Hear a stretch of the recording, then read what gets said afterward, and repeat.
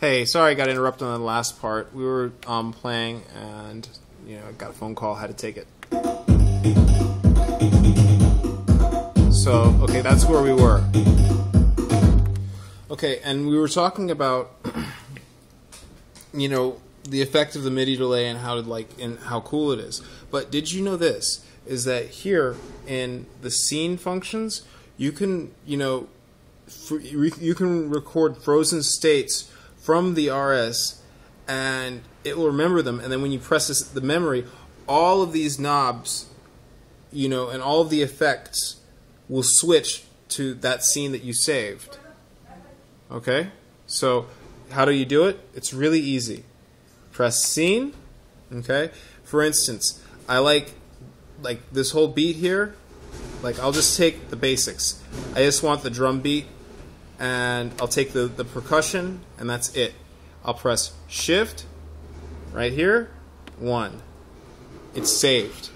Okay, next I'll bring in the hi-hats on another one, and I'll press shift 2. Okay, great. And then on full percussion, okay, I'll press in the duplicated tracks 7 and 8, okay, and I'll press shift. Wait, hold on a second. 1, yeah, that was 3. Okay, then I'll press shift, then 4. So then I have one more left, right? So let's put all of the tracks on full blast, okay, in terms of the percussion and the MIDI delay. So how do I do that? Really easy. Press 5, go here, turn the dial, 6, wiggle it, 7, wiggle it, 8, wiggle it. Okay. Now it's we press shift 5, and then boom, it's saved. Okay, you have to be really judicious because you only get 5 of these. Okay, so oftentimes when it's just a mute set, and you're not wiggling any dials, you can always switch to mute to store it there. All right, but now it's just you're at scene 1. Okay.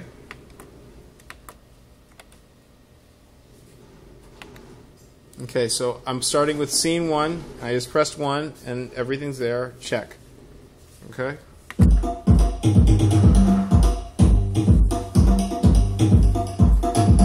Now,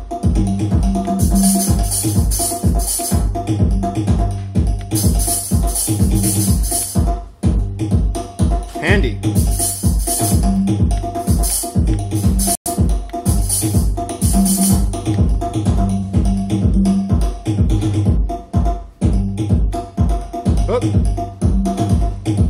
I didn't start scene 3.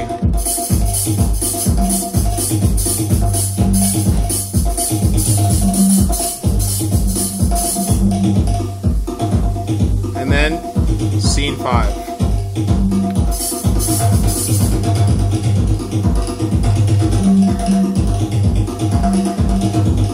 Back to scene 1. Scene 2.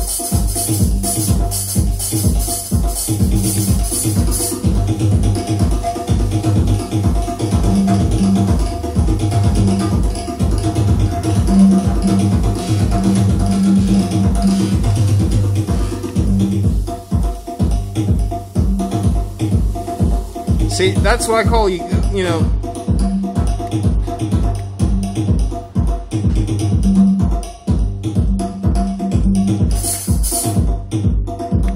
and that's on top of the ease by which you can already mute and unmute ish on the box anyway.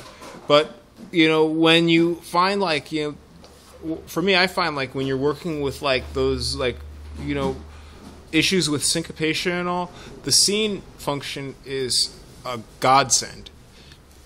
Quick, dial in everything you want. If you want to save your cutoffs, anything like that, your MIDI delays, all of that, it gets saved into a little click button, and it's instant, real time. Never have to worry about any lag behind it.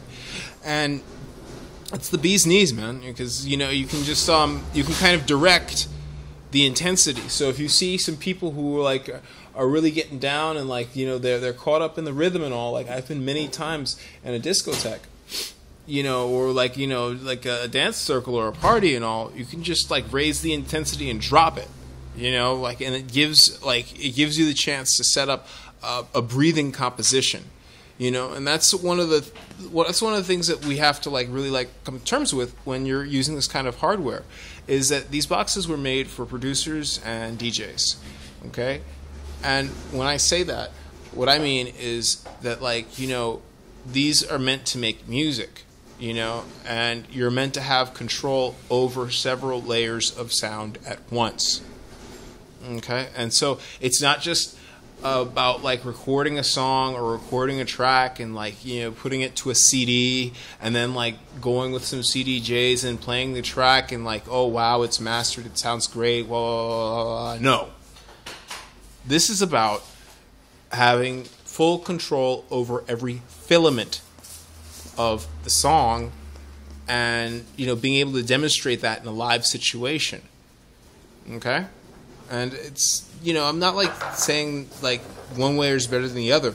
I think like anybody who engages in making music, is doing something appropriate with their time on the planet. It's a wonderful, and it's a great way to go. So I'm not like saying like what's the best way. I just know what the right way for me is. Okay, so it's just so don't like sweat it. Don't feel like if like I don't have anything against CDs. I use them all the time when I get like tired of playing and I kind of want to take a break, like socialize for a second, and so forth. All right, so stay tuned for further episodes. Sorry for the break in that, and thanks. Good night.